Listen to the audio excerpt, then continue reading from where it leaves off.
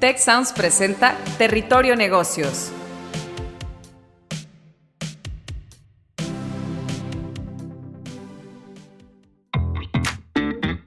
Ahora entramos a Territorio Negocios. Un espacio de diálogo y reflexión sobre las nuevas tendencias y transformaciones de los negocios en México, América Latina y el mundo. Yo soy Alicia Galindo. Yo soy Jaime Martínez y te damos la bienvenida al podcast de EGADE Business School y la Escuela de Negocios del Tecnológico de Monterrey. Bienvenidas y bienvenidos a un episodio más de Territorio Negocios. Además de escucharnos, queremos invitarte a unirte a la conversación con el hashtag Territorio Negocios a través de la red social de tu preferencia. En este episodio tenemos la participación de Fabiola Vázquez, profesora de Mercadotecnia y Ciencia de Datos en EGADE Business School, sede Ciudad de México, y nos acompaña también Sergio Hernández, director general de Cialdon & Bradstreet. Bienvenidos, Fabiola y Sergio. Hola, ¿qué tal, Carla? Un gusto estar contigo y un gusto saludar a tu auditorio. Es un gran gusto estar aquí. Hola, ¿qué tal, Carlita? Y muchas gracias, Territorio Negocios. Muy agradecida por la invitación. Ser data-driven forma parte de la agenda estratégica de las compañías y hacer esta declaración y compromiso con los órganos de gobierno, con los comités y la alta dirección es prácticamente un deber de liderazgo visionario hacia una transformación digital. Sin embargo, ejecutarla presenta vicisitudes diversas, entre las que destaca el talento analítico requerido para proveer de información relevante a la compañía para la toma de decisiones. ¿Cómo aprovechar entonces la analítica de datos para crecer en 2022? Bien, antes de entrar a las tendencias, voy a platicarte muy brevemente quién es Cialdon & Bradstreet, para darle un poquito de contexto a mi respuesta. Cialdon & Bradstreet es la empresa líder en América Latina en la proveeduría de datos empresariales y herramientas analíticas para toma de decisiones sobre riesgo contraparte. Y eso en español, ¿qué quiere decir? Nuestros clientes son empresas de todos tamaños e industrias que están buscando a través del uso de datos e información que nosotros les entregamos, tomar decisiones como de crédito, de proveeduría o de compliance con respecto a sus contrapartes, o bien empresas generalmente pequeñas y medianas que están buscando ponerse en el radar, ponerse en el ecosistema, ser conocidas, tener acceso a crédito, tener acceso a nuevos clientes, etc. Entrando a tu pregunta sobre tendencias, yo creo que hay dos o tres tendencias que vienen ya desde hace mucho tiempo y hay dos en particular en nuestro giro de negocio, que es datos e información business to business, que se han exacerbado totalmente desde los tiempos de la pandemia. A lo que me refiero con las tendencias generales, yo creo que la primera gran tendencia es la disponibilidad tecnológica. A lo largo de los últimos años, la tecnología en general se ha vuelto más accesible para todos. Ha tenido un crecimiento exponencial y también ha bajado sus costos. Y entonces eso ha permitido la digitalización de todo tipo de negocios y de todo tipo de procesos de negocio. La segunda gran tendencia general es, alguien dijo, creo que fue Yuval Noah Harari, que es un gran pensador y autor de varios libros, los datos van a ser el petróleo del siglo XXI. A medida que la tecnología permite el acopio, manejo y análisis de datos en forma masiva, en formas que hace solo algunos años hubiera sido impensable, pues eso también crea la generación de negocios en modelos disruptivos que dependen de esos datos, ¿no? Ahora, las dos tendencias más específicas que creo que han acelerado esto a raíz de la pandemia, al menos en nuestra experiencia, en nuestro giro de negocio en Cialdon & Bradstreet, son dos. Una, las medidas de distanciamiento social, etcétera, generadas por la pandemia, han acelerado lo que ya venía en marcha, que es adopción digital en todo tipo de procesos de negocio, en modelos colaborativos, en modelos de decisión, etcétera, no pudiendo estar la gente en contacto como estaba hace un par de años. Y la segunda, igualmente importante, una altísima volatilidad. No hay empresa en México, y yo creo que en la mayor parte de los países del mundo, que hoy no esté preocupada por su crecimiento, que no les preocupe si sus clientes van a sobrevivir o no, si van a seguir o no. Y lo mismo del lado de sus proveedores. Ha habido disrupción, continúa la disrupción de cadena de proveedores, han desaparecido muchos. Y entonces, este tema de volatilidad hace que las empresas en todos giros necesiten información y datos mucho más confiables, más frecuentes, más accesibles para tomar decisiones de forma más rápida.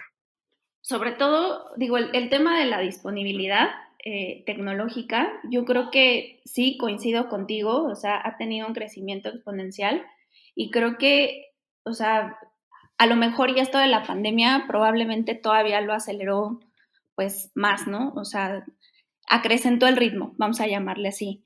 Y Fabiola, en este punto yo quisiera, si tú nos puedes platicar desde tu perspectiva, ¿cómo es que las empresas pueden asegurar que sus colaboradores cuenten con las habilidades, inclusive con las herramientas necesarias para sacar el mayor provecho posible de una estrategia de negocios? Claro, con mucho gusto les comparto. Para poder asegurar que los colaboradores cuenten con estas habilidades, primero hay que desarrollar una estrategia. Y en esta estrategia, diversos autores plantean algunas aristas entre las cuales está la automatización en una arista, la segunda arista, la tecnología que sustenta toda la automatización de todos los insights, el tercero, el insight como tal o los análisis que se desarrollan, pero más importante aún, la cultura de datos dentro de la compañía. Entonces, dicho lo anterior, dentro de la estrategia, las compañías tienen que asegurar que dentro del ADN de estas compañías reinventándose, se inserte esta necesidad y también esta confianza en los datos. Es real que estas figuras o estos perfiles analíticos son un tanto nuevos. Hasta podríamos decir que es un tema de bastante tendencia actualmente. Entonces, hasta años recientes, algunas universidades han tomado la iniciativa de crear programas académicos a nivel pregrado y posgrado para formar a científicos de datos. Entonces, es importante primero que nada reconocer que este tipo de perfiles aún no abundan mucho en el mercado.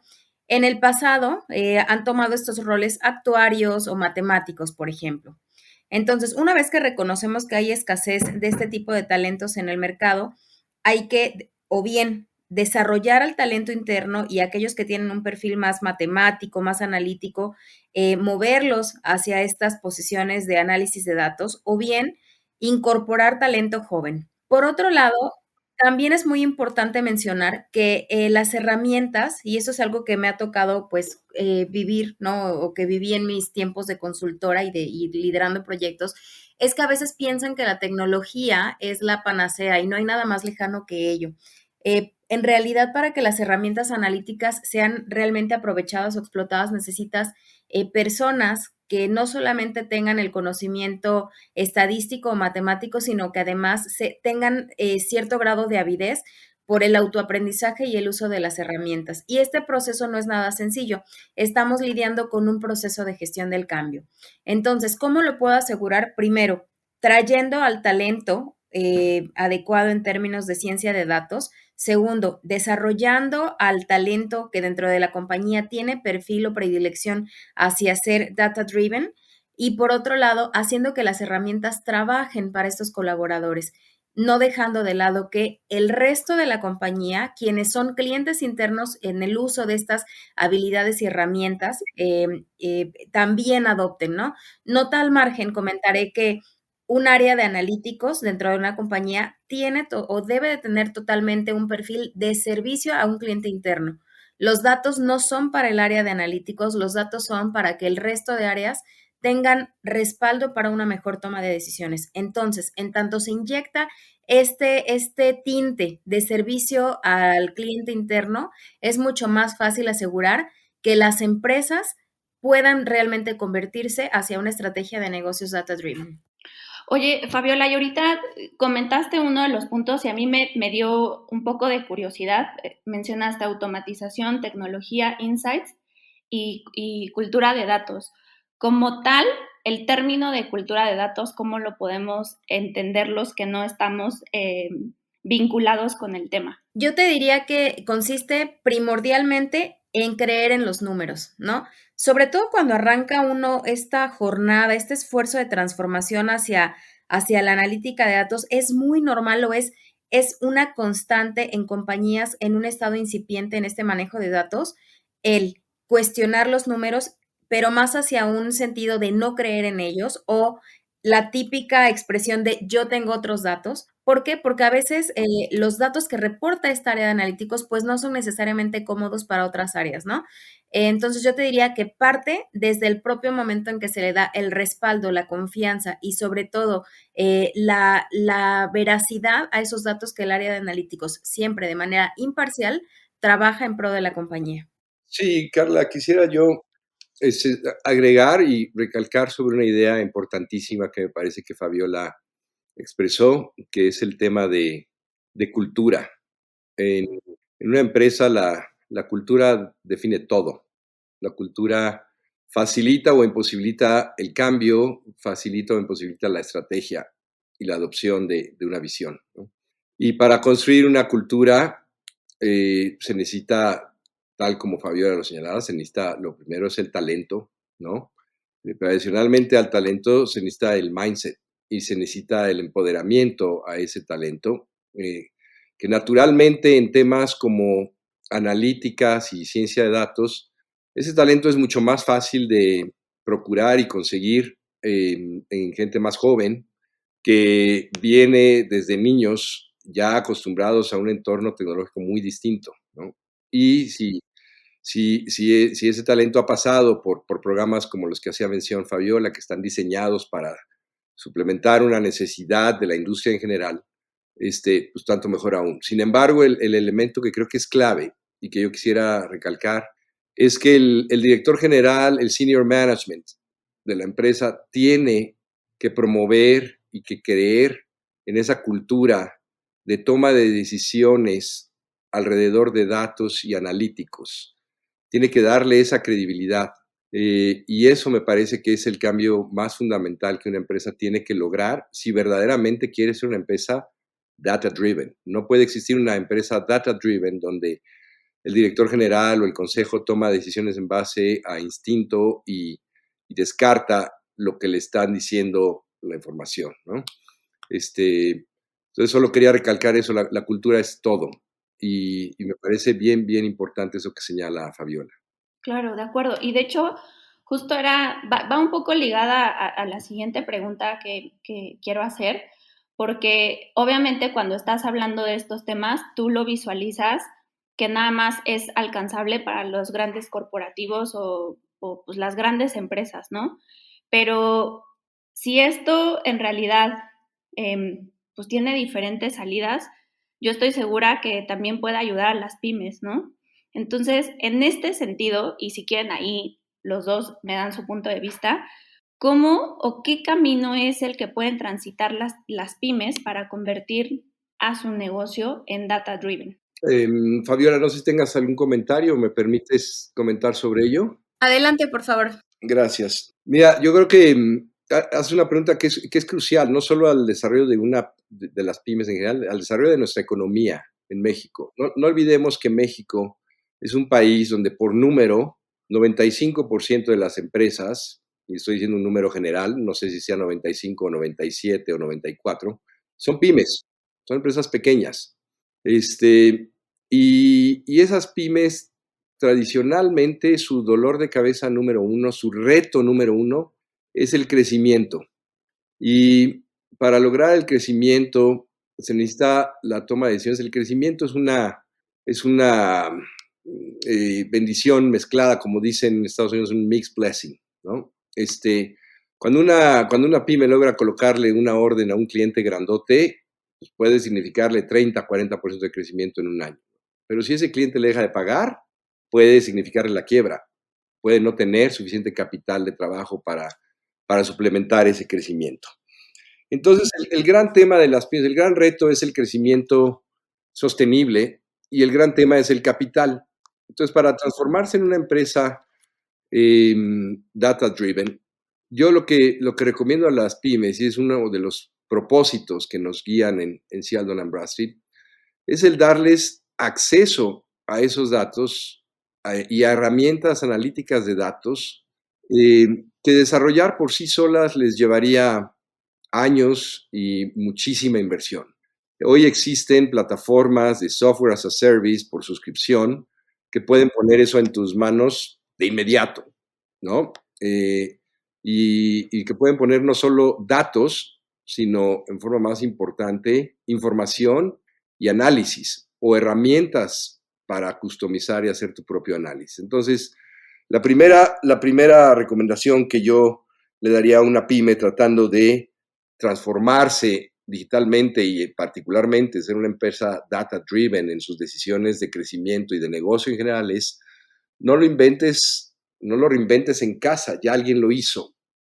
Accede a plataformas SaaS, accede a tecnología, existe la oferta, existe el mercado por una fracción, ¿no? Lo segundo diría, métete en el ecosistema. Hay muchos ecosistemas de datos, de tecnología abierta, hay mucho acceso. Entonces aprovecha esa tendencia de la que hablábamos de la accesibilidad de tecnología y utilízala en forma creativa, esos aplicativos y esas plataformas en tu negocio. En general, para cualquier pyme, creo que la clave es obtener lo mayor posible con la menor inversión posible. Y lo tercero, pues hablando nuevamente de cultura, tiene que estar en el mindset del dueño, del director general, del director financiero, el querer esa transformación. Eso sería mi punto de vista. Adelante, Fabiola, por favor, si quieres agregar. Con gusto. Yo también creo y coincido con Sergio, me parece que a veces hay una romantización del ser data driven y algunas compañías, sobre todo aquellas que han estado poco inmersas o que carecen de un liderazgo analítico, piensan que ser analítico requiere forzosamente una gran inversión en tecnología y yo creo que no hay nada más lejano a eso.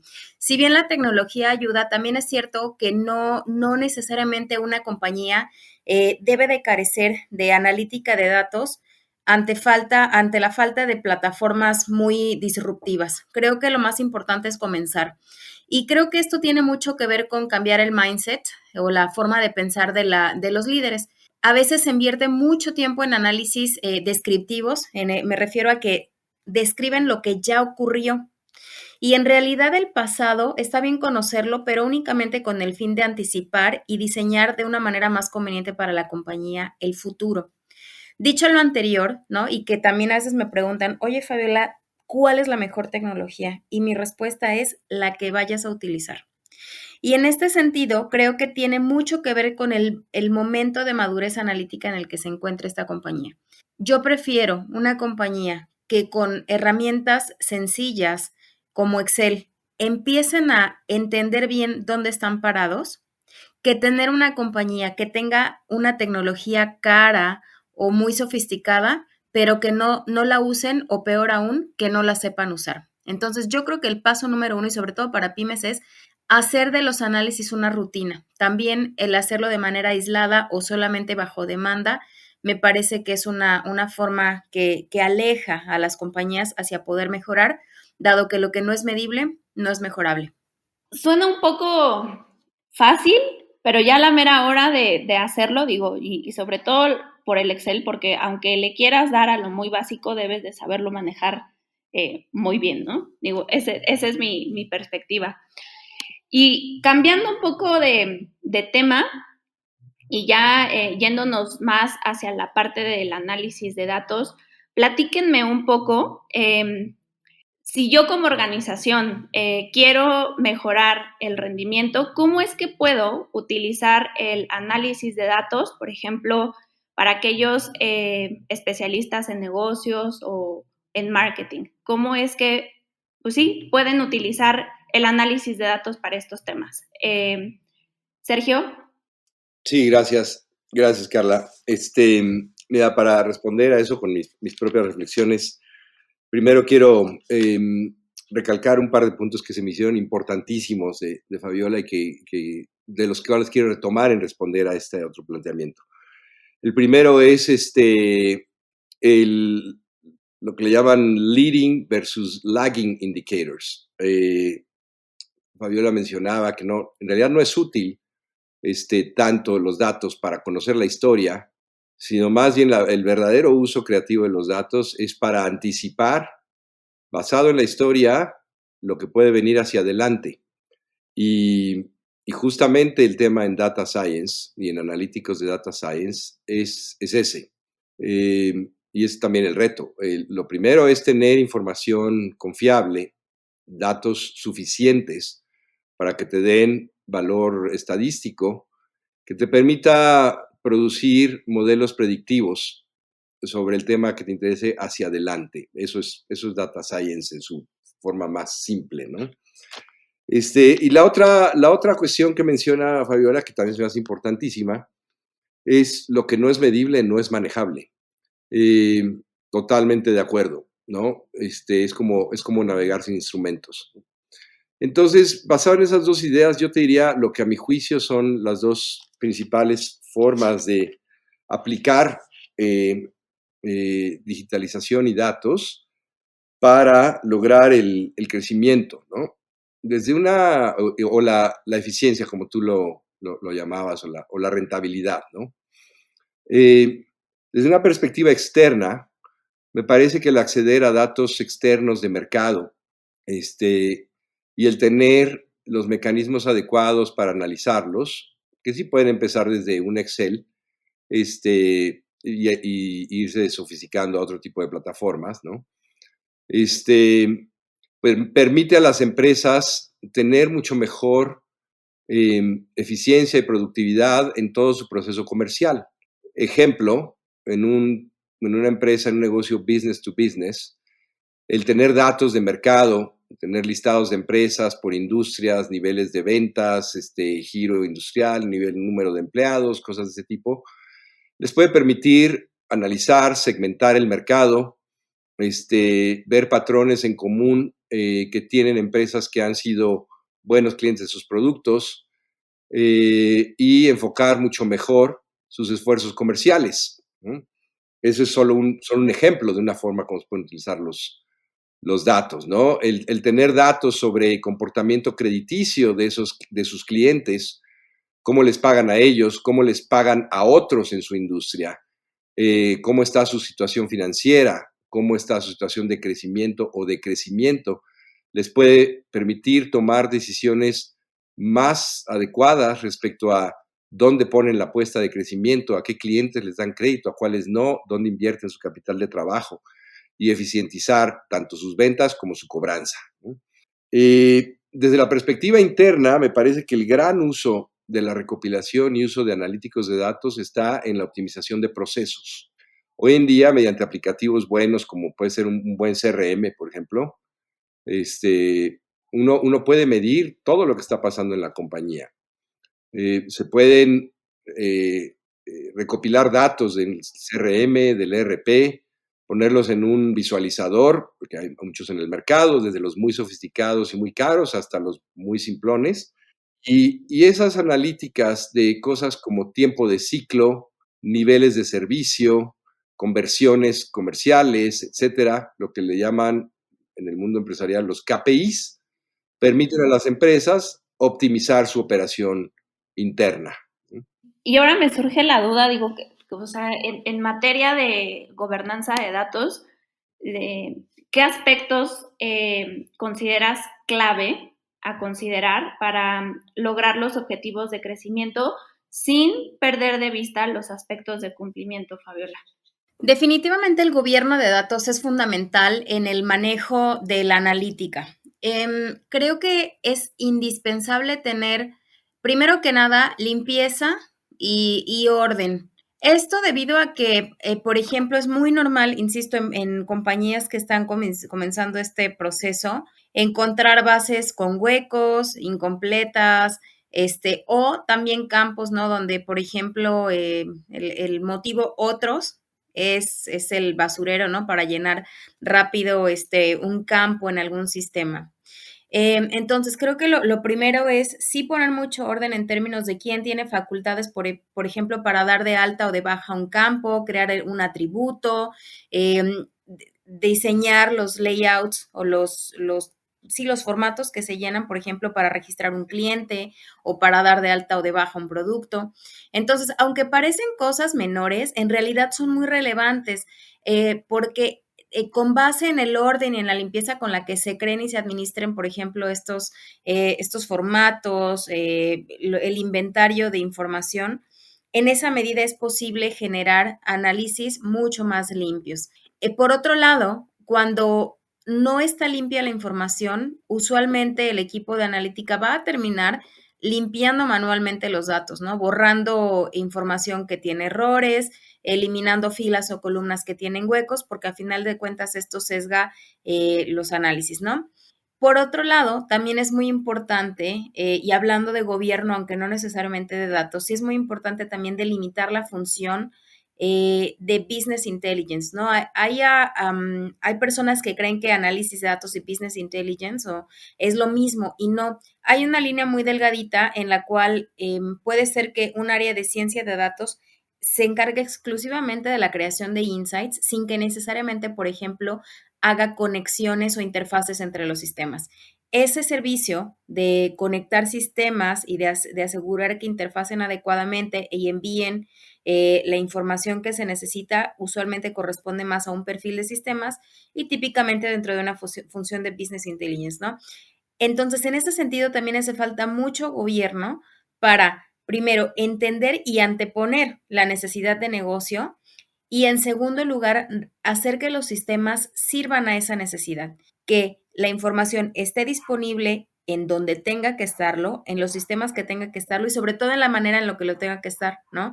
Y esa sensibilidad te la ofrece tanto el área de analítica de datos como el propio negocio.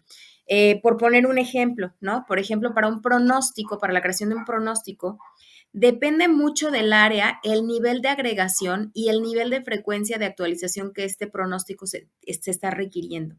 No es lo mismo, por ejemplo, pronosticar productos estacionales en los cuales las oscilaciones de un mes a otro pueden ser tan amplias que puede hasta irse el 100% del margen de esa división ante un mal cálculo, que pronosticar productos básicos donde la demanda es mucho más estable. Dicho lo anterior, la frecuencia de actualización de información cambia abismalmente en función de la necesidad propia del negocio. Finalmente, yo también pondría sobre la mesa el no hacer parálisis por análisis o no burocratizar los procesos. A veces, y con base en mi experiencia, a veces me ha tocado invertir mucho más tiempo explicando o justificando el por qué tengo o necesito el acceso a un dato que el propio análisis o la realización del propio análisis. Entonces, mi recomendación final para las empresas es que también flexibilicen sus procesos, ¿no? No sin caer a un extremo laxo, pero tampoco burocratizándolos porque a veces pues es necesario para poder ofrecer respuestas no solamente útiles, sino además ágiles al negocio. Tomen en cuenta que la competencia no los va a estar esperando. Ese sería mi comentario.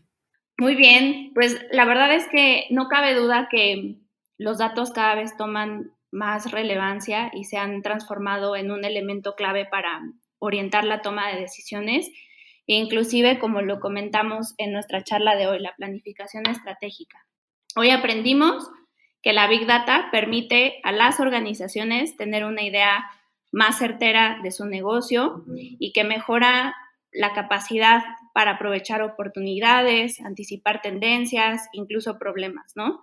Y creo que también algo que fue muy importante aprender en esta sesión es que la cultura data-driven va mucho más allá de una estrategia que se concentra simplemente en la recolección de datos de una empresa.